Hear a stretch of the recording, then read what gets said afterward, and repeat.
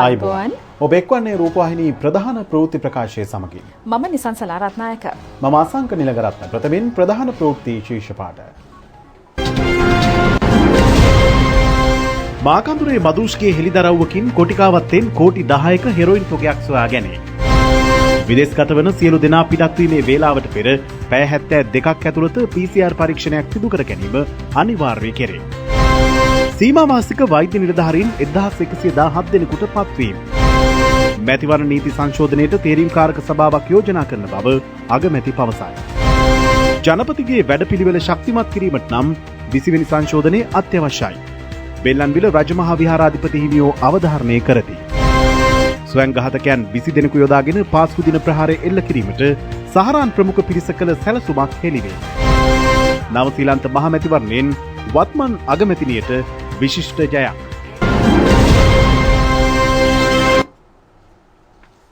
ප්‍රථමයෙන් දේශීය පුවත්. රැඳවුම් නියෝග මත කොළඹ අපරාධ කොට්ටාශය භාරයේ පසුවන මාකදුරේ මදුෂ් හෙළිකල තොරතුරක් මත කොළොන්නාව කොටිකාවත්ත ප්‍රදේශයෙන් කිලෝ 10ක පමණ හෙරොයින් තොගයක් අද අලුයම සොයා ගැනුණා. එක් කොළඹ අපරාධ කොට්ටාශය සිදු කළ මෙහෙයුමකදී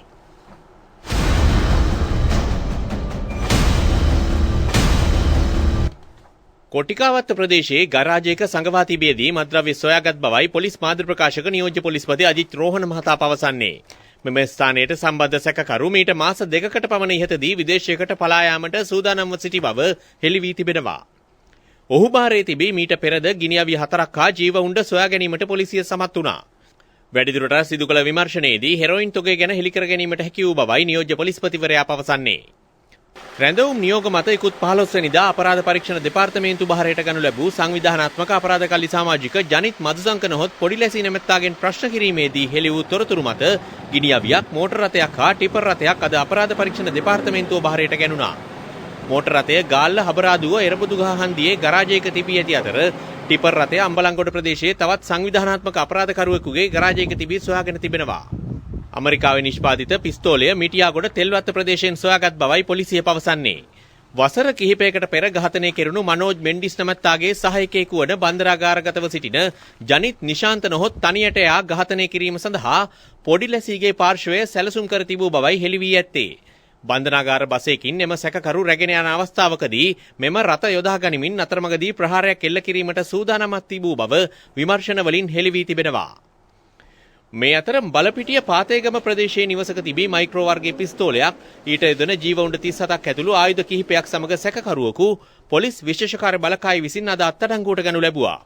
විශේෂකාර්ය බලකා මූලස්ථානයට ලැබුණු තොරතුරකට අනුව නිවස වටලා සෝදිසි කිරීමේදී වළඳමා තිබූ අවියායුධ හමු වූ බවයි පැවසෙන්නේ. ගිනිඅවියා සැකකරු ඉදිරි විමර්ශන සඳහා අහුන්ගල්ල පොලිසියට බාර දී තිබෙනවා. රුපියල් ලක්ෂ 15කට අධික හෙරොයින් ප්‍රහාණය කරමින් සිටියේදී රුවන්වැල්ල පොලිසිය විසින් පසුගියදා අත්අඩංගුවට ගනු ලැබූ කාන්තාව සහ අනිකුත් සැකකරුවන් දෙදෙනා ඊයේ රක්ෂිත බන්ධනාගාරගත කෙරුණා. ඔවුන් ඇහැලියගොඩ රුවන්වැල්ල කෑගල්ල හා වේයන්ගොඩ ආදී ප්‍රදේශවලට හෙරොයින් බෙදා හැර ඇති බවයි හෙළි වී තිබෙන්නේ. ඔවුන් තිදෙනා ගමන්ගත් මෝටර රථය මත්තේගොඩ ප්‍රදේශයේදී පොලිස් අනනොතකා ධාවනය කිරීම හේතුවෙන් පසුගියදා අත්අඩංගුවට ගැනීමෙන් අනතුරුවයි මෙම ජාවාරම පිළිබඳ හෙළි කර ගැනුණේ. හෙරොයින් ග්‍රෑම් 46ක් සමග සිව් දෙනෙකු ඊයේ අත්අඩංගුවට ගැනුණා. ඒ ලද තොරතුරකට අනුව මීගොඩ පොලිසිය විසින් සිදු කරනු ලැබූ වැටලීම් කිහිපයකදී ගොඩගම සිතුමින මාවතේදී බොරැල්ල ප්‍රදේශයේ පදිංචි කොත්තුවා නමින් හැඳින්වෙන සුජිත් සාරංග නැමැති මෙම සැකකරු ප්‍රථමයෙන් අත්අඩංගුවට ගැනුණු අතර ඔහුගෙන් ලද තොරතුරු අනුව සෙසු සැකකරුවන් කොටු කර ගැනීමට හැකි වී තිබෙනවා. ඔවුන් හෝකන්දර කොම්පැනි වීදියේ වැල්ලම්පිටිය යන ප්‍රදේශවල පදිංචිකරුවන්. පාස්කු ඉරුදින ප්‍රහාරයට සම්බන්ධව අත්අඩංගුවටගෙන රක්ෂිත බන්ධනාගාරගත කර සිටින සැකකරුවෙකු භාවිත කළේ යයි සැලකෙන වෑන් රථයක් කාන්තාක්ගොඩි රිස්සි නගරයේදී ඊයේ පොලිස් බහරයට ගැනුණා.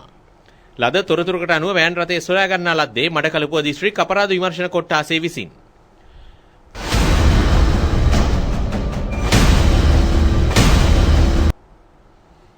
COVID-19 රෝගයේ වැළඳුණු 3395 දෙනෙකු මේ වන විට පූර්ණ සුවය ලබා ඇතැයි සෞඛ්‍ය අමාත්‍යාංශය පවසනවා. මේ අතර අද අලුතින් රෝගීන් 121 දෙනෙකු වාර්තා වුණා. දෙව්ලපිටිය කොවිඩ් පොකුර ආශ්‍රිතව වෛරසය ආසාදනය වී ඇති බවට අද හඳුනා ගනු ලැබූ පිරිස 115 දෙනෙක්. ඒ සමග එම කොවිඩ් පොකුර ආශ්‍රිත රෝගීන් සංඛ්‍යාව 1901 දක්වා ඉහළ ගියා. කොවිඩ්-19 වැළඳුණු සමස්ත රෝගීන්ගෙන් 3395 දෙනෙකු මෙවන විට පූර්ණ සුවය ලබා සිටිනවා. එම ප්‍රතිශතය 62.0%. තවදුරටත් ප්‍රතිකාර ලබන පිරිසේ ප්‍රතිශතය 37.75%. මෙරට අද වන විට PCR පරීක්ෂණ 3,73,534ක් සිදු කර තිබෙනවා. කොවිඩ්-19 වසංගතයේ මැඩ පැවැත්වීමට උරදී සිටින සෞඛ්‍ය කාර්ය මණ්ඩල සෑම අතින්ම ආරක්ෂා කරගත යුතු බව අමාත්‍ය පවිත්‍රා වන්නිආරච්චි මහත්මිය පවසනවා. පරිපූර්ණක හා අතුරු වෛද්‍ය සේවා වෘත්තීය සමිති නායකයින් සහ නියෝජිතයින් සමග අද පැවති සාකච්ඡාවකදී ඇය මේ බව කියා සිටියා. ඒ වගේම විශාල කැපකිරීමක් කරලා ඔබතුමන්ලා මේ කටයුතු කරගෙන යන්නේ. බොහොම සමහරලාට රිස්ක් අරගෙන ඔබතුමන්ලා මේ කටයුතු කරගෙන යන්නේ. ඊවැනි කටයුතු කරගෙන යාමේදී ඔබතුමන්ලා විසින් ඒ ලබා දෙන සහයෝගය අපි අගයීමකට ලක් කළ යුතුයි කියලා අපි හිතුවා ආණ්ඩුවක් විදිහට. ඒ වගේම ඔබ සියලු දෙනාම බොහොම කැපකිරීමකින් මේ කරන ලද කැපවීමටත් අපි ස්තුතිවන්ත වෙනවා. අපි ඔක්කොම එකට එක්කහුව වෙලා තමයි අපිට මේක මර්ධනය කරගන්න පුළුවන් වෙන්නේ. බණ්ඩාරවැල ප්‍රදේශයෙන් පසුගියදා වාර්තා වූ කොවිඩ්-19 රෝගියෙක්ගේ සමීපතමයින් 59 දෙනෙකුගේ PCR පරීක්ෂණ සිදු කෙරුණා.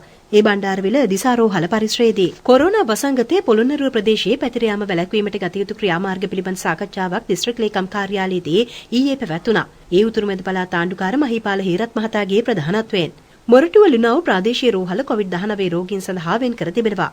රෝගී වැළඳුණු කාන්තාවන් සඳහා එහි ප්‍රතිකාර කිරීමට නියමිතයි. මේ රෝහලේ 80 දෙනෙකුට පමණ නේවාසිකව ප්‍රතිකාර ලබා දීමේ හැකියාව පවතිනවා. දැනට 41 දෙනෙකු ප්‍රතිකාර ලැබමින් සිටිනවා. తాවකාලිකව වසා දැමුණු පිටකොටුව මැනින් වෙළඳ සංකීර්ණය අද යලි විවෘත කෙරුණා. ඒ වසා දැමුණු ලැබුවේ පසුගියදා ඒ ආශ්‍රිතව කොවිඩ්-19 රෝගියෙකු වාර්තා වීමත් සමගයි. සිදු කළ PCR පරීක්ෂණවලදී අලුතින් රෝගීන් වාර්තා නොවීම හේතුවෙන් වෙළඳ සංකීර්ණය විවෘත කිරීමට පියවරගෙන තිබෙනවා. කොලියාපිටිය ශික්ෂණ රෝහලේ වෛද්‍යවරුන් ඇතුළු 32 දෙනෙකු නිරෝධායනයට යොමු කර තිබෙනවා. එම රෝහලේ නේවාසිකව ප්‍රතිකාර ලැබමින් සිටි කාන්තාවකට කොවිඩ්-19 රෝගය වැළඳී ඇති බවට තහවුරු වීම ඊට හේතුවයි. ඇය ප්‍රතිකාර ලැබමින් සිටි වාට්ටුව සහ තවත් වාට්ටු 3ක් සමග දැඩි සත්කාර ඒකකයේ తాවකාලිකව වසා දැමීමට පියවර ගැනුණා. తాවකාලිකව වසා දමා තිබූ අලුත් නුවර දේවාලය අද යලි විවෘත කෙරුණා.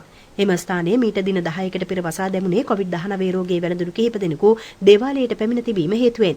එහි ආවතේවකරුවන් ඇතුළු පිරිස් PCR පරීක්ෂණ වලට යොමු කර නිරෝධායනයේ පසුවනවා. දේවාල භූමිය විෂ බීජාණුහරණයට ලක් කෙරුණා.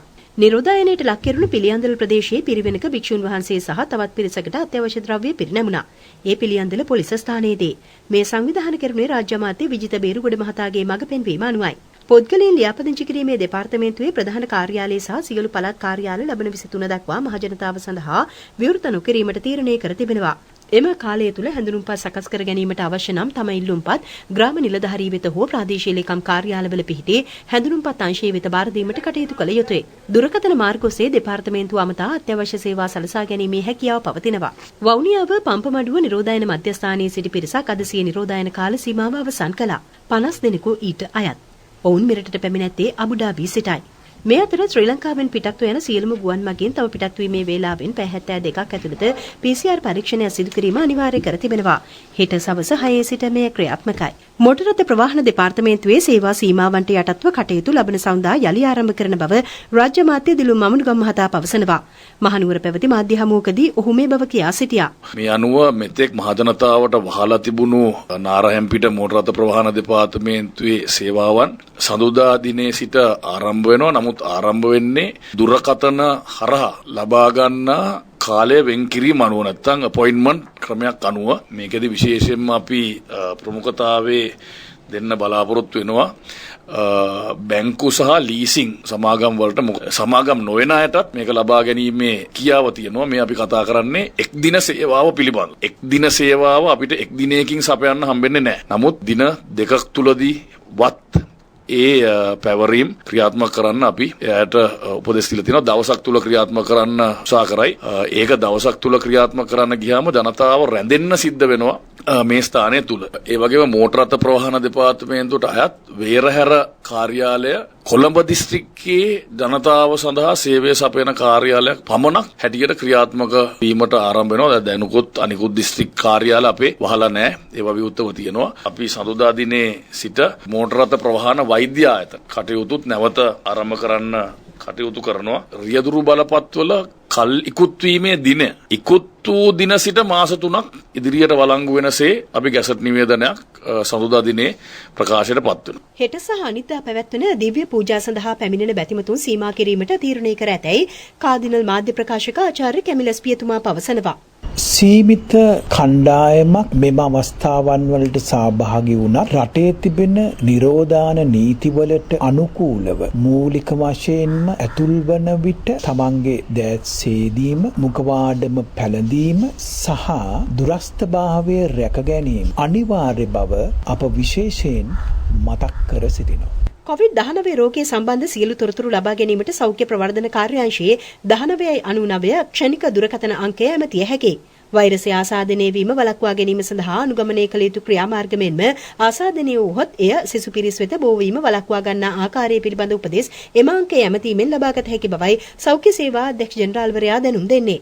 වෛරසය ආසාදනය වී ඇත හැඟී යන්නේ නම් කඩිනම් ක්‍රියාමාර්ග ගැනීමට සහ අවශ්‍ය සහාය ලබා ගත හැකියි. සිංහල දෙමළ ඉංග්‍රීසි භාෂාත්‍රයෙන්ම සේවාව ලබා ගැනීමේ හැකියාව පවතිනවා. වෛද්‍යවරුන් සහ විශේෂඥ වෛද්‍යවරු අදාළ උපදෙස් ලබා දීමට ඉදිරිපත්ව සිටිනවා. ඕනෑම දුරකථන ජාලයක් ඔස්සේ පැය 24 පුරා මෙම සේවාව ක්‍රියාත්මකයි. ගම්පහ පොලිස් බල ප්‍රදේශ 19කට නිරෝධායන ඇඳිරි නීතිය බලපැවැත්වෙනවා. එම ප්‍රදේශ ඔස්සේ පොදු ප්‍රවාහන සේවාවලට ගමන් කිරීමේ හැකියාව පවතින අතර බස් රථවලට නංවා ගැනීම සහ බැස්සවීම සිදු කළ හැකි අපොස උසස් පෙළ විභාගයට පෙනී සිටින දරුවන්ට පමණයි. ඇඳිරි නීතිය තිබෙන ප්‍රදේශවලත් ඇඳිරි නීතිය නොමැති ප්‍රදේශවලත් ජනතාව නිරන්තරයෙන්ම පිළිපැදිය යුතු සෞඛ්‍ය පුරුදු මේ වන විට ගැසට් පත්‍රයක් මගින් ප්‍රකාශයට පත් කර තිබෙනවා. එම ගැසට් පත්‍රයේ සඳහන් කරුණු වලට අනුව අනුගත වෙමින් කටයුතු කළ යුතුයි. විශේෂයෙන්ම ඇඳිරි නීතිය තිබෙන ප්‍රදේශවල අයට පිටතට පැමිණීමට අවස්ථාව ලැබෙන්නේ නැහැ. නමුත් යම් සීමාවන් ලිහිල් කළ අවස්ථාවකදීවත් පිටතට පැමිණෙනවා නම් අනිවාර්යෙන්ම මේ රීතියට යටත්ව කටයුතු කළ යුතුයි. යම් කිසි ආයතනයක් පවත්වාගෙන යනවා නම් ඒ ආයතනයේ සේවකීන්ගේ ලයිස්තු ලිපිනයන් දුරකථනාංක මේ සියල්ල යථාවත් කර පවත්වාගෙන ආයුතුයි. සංචරණ සීමා පනවා තිබූ රඹුක්කන ප්‍රදේශයේ ගම්මාන 6 අද සිට යලි විවෘත කර ඇතැයි කෑගල්ල දිස්ත්‍රික් සෞඛ්‍ය සේවා අධ්‍යක්ෂ වෛද්‍ය පත්මකුමාර වික්‍රමසිංහ මහතා සඳහන් කළා. මහරගම අපේක්ෂා රෝහල තුලද COVID-19 වසංගතය පාලනය කිරීම සඳහා විශේෂ සෞඛ්‍ය ආරක්ෂිත වැඩපිළිවෙලක් ක්‍රියාත්මක කර තිබෙනවා. තැක කටයුතු සසන ලක්ෂණ සහිත රෝගියෙක් ආවොත් වාට්ටු අංක 21 වෙන් කරලා තියෙනවා. ඒ අය නවත්තලා තියලා PCR පරීක්ෂණය කරලා ඒගොල්ලෝ ඒ කියන්නේ අවශ්‍ය සායනයට යොමු කරන්න.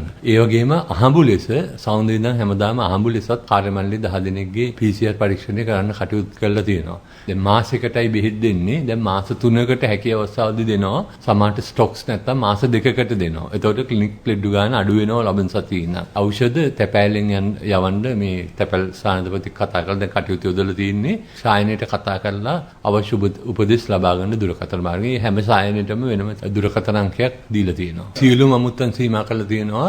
ඔබ රෝගියා පැමිණෙන්නේ නැතුවම කාව හරි පවුලි කෙනෙක්ව එව්වොත් අපි ඒ ක්ලිනික් කාඩ් එක අරගෙන ක්ලිනික් කාඩ් එකට බෙහෙත් ලබා දෙනවා.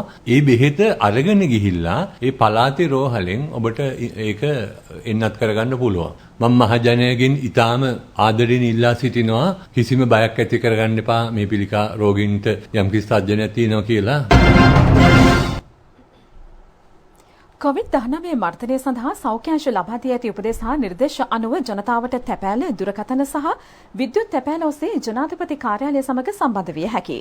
ඒ අනුව ජනාධිපති කාර්යාලයේ මහජන සම්බන්ධතා අංශය, ඔම්බුඩ්ස්මන් කාර්යාලය සහ ජනාධිපති අරමුදල සමග මතු සඳහන් අංක හා විද්‍යුත් ලිපින ඔස්සේ සම්බන්ධ වීමේ හැකියාව පවතිනවා. ජනපති මහජන සම්බන්ධතාංශයේ දුරකථන අංක වන්නේ 0114 354 550 0112 354 550. එහි ෆැක්ස් අංකය 0112 348 855. විද්‍යුත් ලිපිනය publicaffairs@presidentsoffice.lk. ඔම්බුඩ්ස්මන් කාර්යාලයේ දුරකථන අංකය 0112 338 073.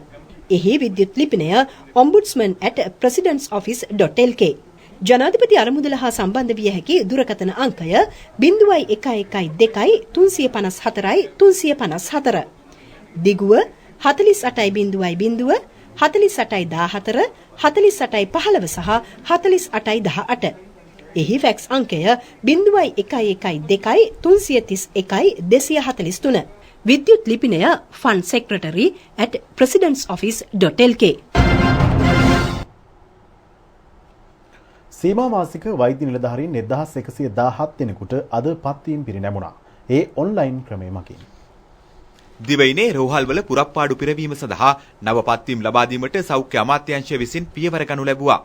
කොරෝනා වෛරස අවදානම හේතුවෙන් ඔන්ලයින් ක්‍රමවේදය ඔස්සේ සකස් කළ නාමලේඛනය අද සෞඛ්‍ය අමාත්‍යාංශයේ වෙබ් අඩවියේ පළ කිරීමටද පියවරගෙන තිබෙනවා. පත්වීම්ලාභීන් ලබන 20 වැනි දින අදාළ සේවා ස්ථානවලට වාර්තා කළ යුතු බවයි වැඩබලන සෞඛ්‍ය සේවා අධ්‍යක්ෂ ජෙනරාල් විශේෂඥ වෛද්‍ය එස් සීදරන් මහතා පවසන්නේ. විදේශගත ශ්‍රී ලාංකිකයන්ට ඡන්ද අයිතිය ලබා දීම ඇතුළු මැතිවරණ නීති සංශෝධනයට අවශ්‍ය තේරීම් කාරක සභාවක් ඉදිරියේදී යෝජනා කරන බව අග්‍රාමාත්‍ය මහින්ද රාජපක්ෂ මහතා පවසනවා. මැතිවරණ කොමිෂන් සභාවේ උපාය මාර්ගික සැලසුම් පිළිබඳව ඊයේ අර්ලියගහ මන්දිරයේ පැවති සාකච්ඡාවකදී අග්‍රාමාත්‍යවරයා මේ බව කියා සිටියා. කොමිසමේ සභාපති මහින්ද දේශප්‍රිය මහතා මෙහිදී කියා සිටියේ 2020 සිට 2024 දක්වා කොමිෂන් සභාවේ උපාය මාර්ගික සැලසුමට අදාළව මැතිවරණ නීති සංශෝධනය වීම අත්‍යවශ්‍ය කරුණක් බවයි. මැතිවරණයට අදාළ අප මුදල් සංශෝධනය මෙන්ම මැතිවරණයේ පැවැත්වෙන දිනේ ඡන්දය දැමීමට නොහැකි පුද්ගලයන් වෙනුවෙන් ඊට පෙර වෙනම දිනයක් ලබා දිය යුතු බවටද අදහස් පළ වුණා. වයස අවුරුදු 18 සම්පූර්ණ වූ විගස ඡන්ද අයිතිය ලැබෙනසේ ඡන්ද හිමි නාමලේඛනයේ මාස 3කට වරක් යාවත් කාලීන කිරීම තවත් යෝජනාවක්. විදේශගත ශ්‍රී ලාංකිකයන්ට ඡන්ද අයිතිය ලබා දීම මැතිවරණ වියදම් පාලනය ආබාධිත පුද්ගලයන්ට පහසුකම් සපිරි ඡන්ද මධ්‍යස්ථාන සැකසීම් පිළිබඳවද සාකච්ඡා කෙරුණා. විශේෂ ව්‍යාපෘති අර්ථයේ ඊ ඡන්ද ක්‍රමය ඇතුළු කරුණු රැසක් පිළිබඳවද මැතිවරණ කොමිෂන් සභාවේ නිලධාරීන් අග්‍රාමාත්‍යවරයාව දැනුවත් කළා. ශ්‍රී ලංකා පොදු ජන පෙරමුණේ ලේකම් පාර්ලිමේන්තු මන්ත්‍රී නීතිඥ සාගර කාර්යවසම් මහතාද සාකච්ඡාවට සහභාගී වුණා. විදේශ සේවයට පත් කරනු නව රාජතාන්ත්‍රික නිලධාරීන් සිව් දෙනෙකු අග්‍රාමාත්‍යවරයා මුණ ගැසුණා. හමුව ඊයේ සිදු වූයේ අර්ලියගහ මන්දිරයේදී. නිව්යෝර්කී එක්සත් ජාතීන්ගේ සංවිධානයේ ශ්‍රී ලංකා නිත්‍ය නියෝජිත ලෙස පත් කරනු මොහන් පීරිස්, චීනයේ නව තානාපති ආචාර්ය පාලිත කොහොන, ජපානයේ නව තානාපති සාජීව් ගුණසේකර, ජිනීවාහි ශ්‍රී ලංකාවේ නිත්‍ය නියෝජිත CA චන්ද්‍රප්‍රේම යන මහත්වරු මේ අතර වෙනවා. ශ්‍රී ලංකා නියෝජිතයන් සිව් දෙනා ළඟදීම තානාපති සේවය සඳහා විදේශගත වීමට නියමිතයි. අග්‍රාමාත්‍යවරයා ඔවුන්ට සුබ පැතුවා. ජනාධිපතිතුමාගේ වැඩපිළිවෙල තවදුරටත් ශක්තිමත් කිරීම සඳහා 20 වෙනි ආණ්ඩුක්‍රම ව්‍යවස්ථා සංශෝධනය සම්මත කිරීම අත්‍යවශ්‍ය බව බෙල්ලන්විල රජමහා විහාරාධිපති පූජ්‍ය බෙල්ලන්විල ධම්මරතන හිමියන් පවසනවා. මාධ්‍යයට විශේෂ ප්‍රකාශයක් කරමින් උන්වහන්සේ අවධාරණය කළේ 20 වෙනි සංශෝධනය සම්මත කිරීම සඳහා ආණ්ඩු පක්ෂයේ සියලු පාර්ශ්වවල සහාය ලබා දිය යුතු බවයි.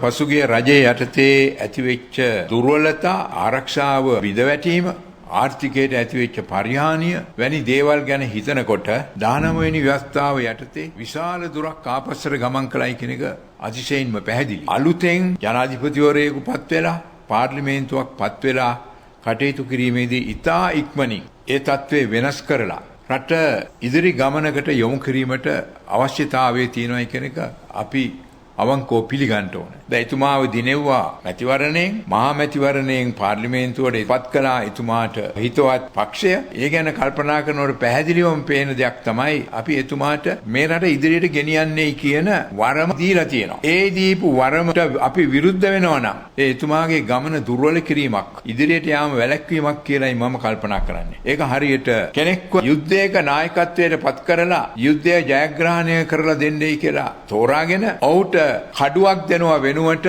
කඩු කොපුවක් දුන්නා වගේ වැඩක්. ඒ නිසා මේ අවස්ථාවේදී ඉතා ඉක්මනින් මේ 20 වෙනි සංශෝධනය සමහර විට යම් වෙනස්කම් ඇති කරගන්න සිද්ධ වෙන්න පුළුවන්. ඊටත් ඉඩකඩ ලැබිලා තියෙනවා. ඒ සංශෝධන සකස් කරගෙන ඉදිරියට ගෙන යාම සම්මත කර ගැනීම අවශ්‍යයි කියලා මා සඳහන් කරන්න කැමැතියි. 20 වෙනි ආණ්ඩුක්‍රම ව්‍යවස්ථා සංශෝධනය පිළිබඳ විවාදයේ ලබන 21 සහ 22 පැවැත්වීමට ඊයේ රැස් වූ පාර්ලිමේන්තු කටයුතු පිළිබඳ තේරීම් කාරක සභාව තීරණය කළා. එහි දෙවැනි වර කියවීමේ ඡන්ද විමසීම 22 වෙනි දින රාත්‍රිය 7:30ට පැවැත්වීමට නියමිතයි. තුන්වෙනි වර කියවීම හේවත් කාරක සභා අවස්ථාව ආරම්භ වන්නේ ඉන් අනතුරුවයි.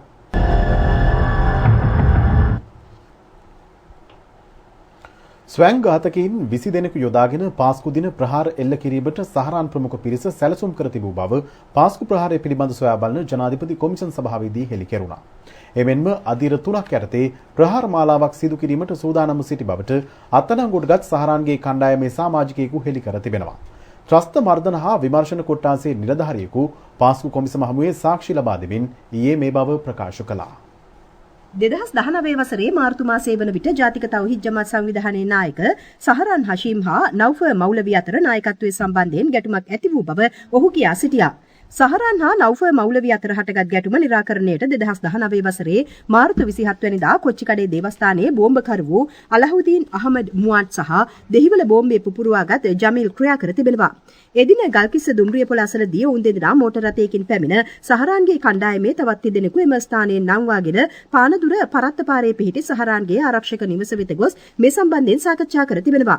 එම අවස්ථාවේ සහරාන් හා කටුවාපිටිය දේවස්ථානයේ බෝම්බකරු වන අච්චියාර් මුහමදු හස්තුන් සිට ඇති බව ත්‍රස්ත මර්දන හා විමර්ශන කොට්ටාසයේ නිලධාරියා ප්‍රකාශ කළා. එම සාකච්ඡාවේදී මොනවද කතා වෙලා තියෙන්නේ? මොවුන්ගේ තිබෙනවා ශූරා කවුන්සිලයක්. ඒකේ 13ක් ඉන්නවා. ඔවුන් තමයි මේ කණ්ඩායමේ ප්‍රධානීන්. මෙහිදී මිල්හාන් සහරාන්ගේ වැරදි 19ක් ඉදිරිපත් කරලා තිබෙනවා. සහරාන් නායකත්වයෙන් ඉවත් කරලා නෞෆර් මෞලවිට ලබා දෙන්න කියලා. එහිදී සහරාන් Taman වැරදි නැහැ කියලා ප්‍රකාශ කරලා තියෙනවා. එමෙන්ම ඔවුන් ආරක්ෂක අංශයට පාවා නොදෙන්නත් ඔවුන් සතු දේපල එහිදී බෙදා ගන්නටත් තීරණය කරලා තියෙනවා. නමුත් ශූරා කවුන්සිලේදී ශැංග්‍රිලා බෝම්බකරුවන ඉල්හාම් කියලා තියෙනවා මම සල්ලි දුන්නේ කණ්ඩායමට නෙවෙයි සහරාන්ට තියෙන භක්තියට. ඕනේ නම් නෞෆර් මෞලවිට නිවසක් වාහනයක් ආයුධයක් ලබා දෙන්න පුළුවන් කියලා. ඒ වගේම නවසීලන්ත මුස්ලිම් පල්ලියට එල්ල වූ ප්‍රහාරය හා සිරියාවේ එල්ලවන ප්‍රහාරවලට ප්‍රතිප්‍රහාරයක් එල්ල කළ යුතු බව සහරාන් කියලා තියෙනවා. ඒ වගේම විදේශිකයන් වැඩියෙන් ඉන්න හෝටල් වලට කැසිනෝ හා පල්ලි වලට ප්‍රහාරයක් එල්ල කළ යුතු බවට සහරාන් ප්‍රකාශ කරලා තියෙනවා. මෙම ප්‍රහාරය කොපමණ කාලයකින් සිදු කරන්න ඕනේ කියලාද කියලා තියෙන්නේ. සහරාන් කියලා තියෙන්නේ බෝම්බ හදන්නේ රිල්වාන් කියලා. ඒ හදන පුපුරන ද්‍රව්‍ය දින 15කින් කල්යුකුත් වෙනවා. ඒ හන්දා වැඩි කාලයක් ෂුවර් කරන්න බෑ. ඒ නිසා ප්‍රහාරය දින 15ක් ඇතුළත කරන්න ඕනේ. මීගමු ප්‍රදේශයේ තමයි මේකට යෝජනා කරලා තියෙන්නේ. මුවත් මේ වෙලාවේ කියලා තියෙනවා මගේ ගේ ළඟ තමයි කොච්චිකඩේ පල්ලිය තියෙන්නේ. මම එතන සූසයිඩ් කරගන්නම් කියලා. එමෙන්ම මීට පෙර අවස්ථාවකදී සහරාන් මල්වාන ප්‍රදේශයේදී සිය කණ්ඩායමේ සමාජිකයන් කැඳවලා මරාගෙන මැරනවද නැත්නම් යුද්ධයේදී මැරනවද යන්න තෝරාගෙන ජිහාදය වෙනුවෙන් ජීවිත කැප කරන්න සූදානම් වන ලෙස පවසා සිය සහායකින්ගෙන් ලියවිල්ලකට අත්සන් ලබාගෙන තිබෙනවා. ඒ වගේම මොවුන් කතා කරලා තියෙනවා 20 දෙනෙකු යොදාගෙන මේ ප්‍රහාරය කරන්න. ඒ වගේම මුල් ප්‍රහාරෙන් පස්සේ එතනින් පලා යන අය රෝහල් ගත කරද්දී ප්‍රහාරයන් රැල්ලක් කරන්නත් සැලසුම් කරලා තියෙනවා. ස්වයං ඝාතකයින් 30 දෙනෙක් මේ වෙනකොට අත්අඩංගුවේ සිටිනවා. කොහොම වුණත් මාර්තු 24 වෙනිදා වන විටත් ප්‍රහාරය එල්ල කරනු ලබන නිශ්චිත දිනයක් තීරණය කරලා තිබිලා නැහැ. මෙම සාකච්ඡාවේදී සහරාන් කොළඹින් පිට ප්‍රහාරයක් එල්ල කරන බවට ප්‍රකාශ කර තිබුණාද? මේ රැස්වීමේදී නෙවෙයි සාකච්ඡා වෙන්නේ. මුවත් රැස්වීමෙන් අනතුරුව නුවරඑළියට ගිහින් විදේශිකයන් ඉන්න තැන් හොයලා ප්‍රහාරයක් එල්ල කරන්න යෝජනා කරලා තියෙනවා. නමුත් ඔවුන් ඒකට බය වෙලා අතහැරලා තියෙනවා. හිටපු අමාත්‍ය පාටලී චම්පික රණවක සහ හිටපු පොලිස්පතිවරුන් වන එන්.කේ. ඉලංගකෝන් හා පූජ්‍ය ජයසුන්දරයන් මහත්වරුන් ඇතුළු පිරිසකට ලබන 20 වන දින දේශපාලන පරිගණනය පිළිබඳ සොයා බලන ජනාධිපති කොමිසම හමුවේ පෙනී සිටින ලෙස දන්වා අද සිතාසෙ නිකුත් කෙරුණා. ඒ අමාත්‍ය උදය ගම්මන්පිල මහතා කොමිසමට කළ පැමිණිල්ලකට අනුවයි. 1997 වසරේදී ව්‍යාජ ඇටේනි බලපත්‍රයක් සකසා ඕස්ට්‍රේලියාවේ බ්‍රයන් ජෝන් ෂැඩික් නැමැත්තාට අයත් සමාගමක කොටස් විකුණා ඇති බවට ව්‍යාජ සාක්ෂි ගොනු කරමින් යහපාලන ආණ්ඩුව සමයේදී තමාට එරෙහිව කොළඹ මහාධිකරණයේ නඩු පැවරීම දේශපාලනිකව පරිගැනීමේ අරමුණින් සිදු කර ඇති බවට උදේ ගම්මන්පිල මහතා ජනාධිපති කොමිසමට පැමිණිලි කර තිබෙනවා. ඔහු සඳහන් කළේ බ්‍රයන් ජෝන් ෂැඩික් නැමැත්තාගේ ඇටේනි බලකරු ලෙස පෙනී සිටි ලසිත පෙරේරා නැමැති පුද්ගලයෙකු 2015 ජූනි 17 වෙනිදා පොලිස් මූලස්ථානයේ විශේෂ විමර්ශන ඒකකයට මේ සම්බන්ධයෙන් විමර්ශනයක් කර සාධාරණේ ඉටු කරන ලෙස එවක සිටි පොලිස්පතිවරයාගෙන් ඉල්ලීමක් කර ඇති බවයි. එම පැමිණිල්ලට අදාළ විමර්ශන ආරම්භ වනතුරු බ්‍රයන් ජෝන් ෂැඩික් ඔහු සතු සමාගම් කොටස් පිළිබඳව මෙන්ම මුදල් පිළිබඳව වසර 18ක් පුරා කිසිම ආකාරයකින් තමාගෙන් විමසා නොමැති බව සාක්ෂිකරු සඳහන් කළා. 2015 ජනාධිපතිවරණයේදී තමා පාටලී චම්පික රණවක මහතා ලේකම් ධූරය දැරූ ජාතික හෙළවුරුමෙන් ඉවත් වී පිවිතුරු හෙළවුරුමේ නමින් නව දේශපාලන පක්ෂයක් ආරම්භ කර මහින්ද රාජපක්ෂ මහතාට සහයෝගය පළ කිරීම මෙම පදනම් විරහිත නඩු පැවරීමට හේතුව වී ඇතැයි ගම්මන්පිල මහතා පෙන්වා දෙනවා. ඔහු ප්‍රකාශ කරේ මෙම පදනම් විරහිත නඩු පැවරීමට එවක සිටි පොලිස්පතිවරුන් වන එන්.කේ. ඉලංගකෝන් මහතා මෙන්ම පූජ්‍ය ජයසුන්දර මහතා ඔහුගේ සමීපතමයෙකු වන පොලිස් විශේෂ විමර්ශන ඒකකයේ අධ්‍යක්ෂ මෙවන් සිල්වා සහ නීතිපති දෙපාර්තමේන්තුවද තමාට එරෙහිව යොදාගෙන ඇති බවයි. විදේශිකයෙකුට මුදල් වංචා කර ඇති බව පවසමින් තමාගේ කීර්ති නාමයට අගතියක් සිදු කළ පිරිස සම්බන්ධයෙන් ක්‍රියාමාර්ග ගන්නා ලෙස අමාත්‍ය උදය ගම්මන්පිල මහතා කොමිසමෙන් ඉල්ලීමක් කරා. ජනාධිපති කොමිසමේ නිරීක්ෂණයට ලක්ුණේ මෙම නඩුව සම්බන්ධයෙන් අදාළ පාර්ශ්වයන්ගෙන් සාක්ෂි ලබා නොගෙන ඒ වගේම වෙනත් නඩුවල නොදකිය හැකි අසාමාන්‍ය කාර්යක්ෂමතාවයකින් පොලිසියත් නීතිපති දෙපාර්තමේන්තුවත් කටයුතු කර තිබෙන බවයි. ඒ අසාමාන්‍ය කාර්යක්ෂමතාවයක් ලෙස අපි හැඳින්වුවත් අශීලාචාර කඩිනමක් විදියට කොමිසමේ කොමසාරිස්වරුන් එම තත්ත්වය හැඳින්වුවා. ඒ අනුව මට සිදු ඇති අසාධාරණය පිළිබඳ තව වැඩිදුර විභාගයක් පැවැත්වීමට අද කොමිසම තීරණය කරලා වොලිබෝල් ක්‍රීඩාව සඳහා වෙන් කෙරෙනු ගාල්ලේ පිහිටි ක්‍රීඩා සංකීර්ණය අද අමාත්‍ය නාමල් රාජපක්ෂ මහතාගේ නිරීක්ෂණයට ලක් වුණා. අමාත්‍යවරයා එහි පහසුකම් පිළිබඳ සොයා බැලුවා. ක්‍රීඩාංගණය නම් කර ඇත්තේ වොලිබෝල් නිවහන ලෙසයි. මෙය ගෘහස්ත ක්‍රීඩාංගණයකින් පිහිනුම් තටාකයකින් සහ ශරීර සුවතා මධ්‍යස්ථානයකින් සමන්විතයි. වසර 100කට වැඩි ඉතිහාසයක් පැවතියද වොලිබෝල් ක්‍රීඩාව වෙනුවෙන් ක්‍රීඩා සංකීර්ණයක් නොමැතිවීම ගැන වොලිබෝල් සංගමේ වත්මන් සභාපති නියෝජ්‍ය කතානායක රංජිත් සියඹලාපිටිය මහතා ක්‍රීඩා අමාත්‍ය නාමල් රාජපක්ෂ මහතා දැනුවත් කර තිබෙනවා. ගාල්ල ප්‍රදේශයේ අංග සම්පූර්ණ ක්‍රීඩා සංකීර්ණයක් වොලිබෝල් ක්‍රීඩාව වෙනුවෙන්ම වෙන් කිරීමට පියවර ගැනුණේ ඒ අනුවයි.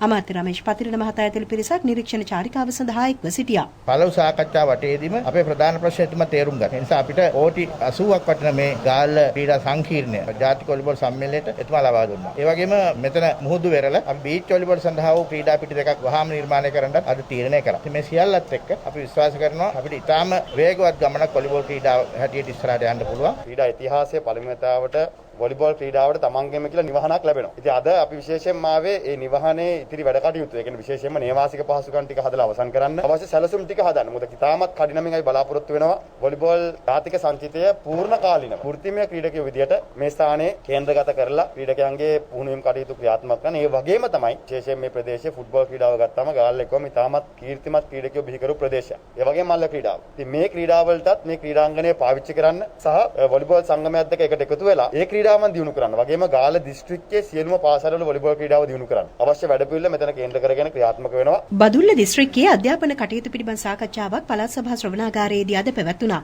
ඒ අමාත්‍ය මහාචාර්ය ජී.එල්. පීරිස් මහතාගේ ප්‍රධානත්වයෙන් පාසල්වල ගුරු හිඟේ වැසී යාමේ අවදානම් පවතින පාසල් යටිතල පහසුකම් සංවර්ධනය සහ පෙර පාසල් ගැටලු සම්බන්ධයෙන් මෙහිදී අවධානය යොමු කෙරුණා. මැති ඇමතිවරුන් විශ්වවිද්‍යාල නියෝජිතින් පළාත් අධ්‍යාපන අමාත්‍යාංශ නිලධාරීන් ඇතුළු පිරිසක් සාකච්ඡාවට එක්ව සිටියා. මේ අතර අමාත්‍ය මහින්ද අමරවීර මහතා බොල්ගොඩ පරිසර කලාපයේ නිරීක්ෂණ චාරිකාවක නිරත වුණා.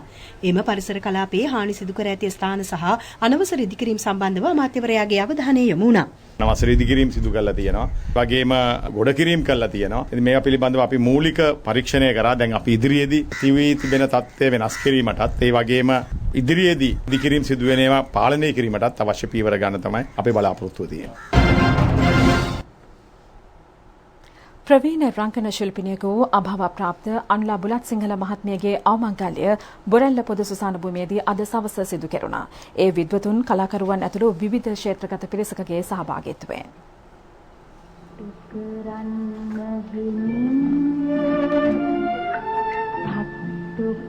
අනුලා බුලත් සිංහල මහත්මිය මේ යන විට පසු වූයේ 73 වෙනි වියේ. දේහය මහජන ගෞරවය සඳහා අද පස්වරුවතෙක් බොරැල්ල ජයරත්න මල් ශාලාවේ තැන්පත් කර තිබුණා. ආර්.ආර්. සමරකෝන් මහතාගේ කුළුඳුල් නිර්මාණය වන ලෙඩක් නැති ලෙඩෙක් නාට්‍යයේ විශ්වවිද්‍යාල ශිෂ්‍යාවකගේ භූමිකාවට සිය ප්‍රථම රංගන දායකත්වයේ ලබා දෙමින් ප්‍රසිද්ධ වේදිකාවට අවතීර්ණ වූ අනුලා බුලත් සිංහල මහත්මිය එදිරිවීර සරච්චන්ද්‍ර ඇතුළු අතිදක්ෂ නාට්‍ය අධ්‍යක්ෂවරුන් යටතේ ස්වකීය රංග ප්‍රතිභාව විදහා දැක්වීමට සමත් වුණා. ඇය රංගපෑ රතු හැට්ටකාරී වේදිකා නාට්‍යයේ දීකිරි ගීතයත් මధుර ජවනිකා නාට්‍යයේ නෙයිනගේ සූදුව විරුදු පන්තියත් ප්‍රේක්ෂකයන් අමන්දානන්දයට පත් කළා. අනුලා බුලත් සිංහල මහත්මිය වසර 40ක් පුරා නාට්‍ය නිර්මාණ 22කට පමණ සිය විශිෂ්ට රංගන දායකත්වයේ ලබා දී තිබෙනවා. ඇය ගුවන් විදුලි ගායිකාවක හා හඬ ශිල්පිනියක ලෙස වේදිකා නාට්‍ය, ටෙලිනාට්‍ය හා සිනමා නිර්මාණ ස්වකීය රංග ප්‍රතිභාවෙන් ඔපවත් කළා. ජේෂ්ඨ නාට්‍යවේදියෙකු වන ලූෂන් බුලත් සිංහල මහතාගේ බිරිඳ වූ අනුලා බුලත් සිංහල මහත්මිය ඉන්ද්‍රචාපාගේ සහ හර්ෂ බුලත් සිංහලගේ මෑණියන්. ඇයගේ අවමංගල්‍යයට විවිධ ක්ෂේත්‍රගත විශාල පිරිසක් පැමිණ සිටියා.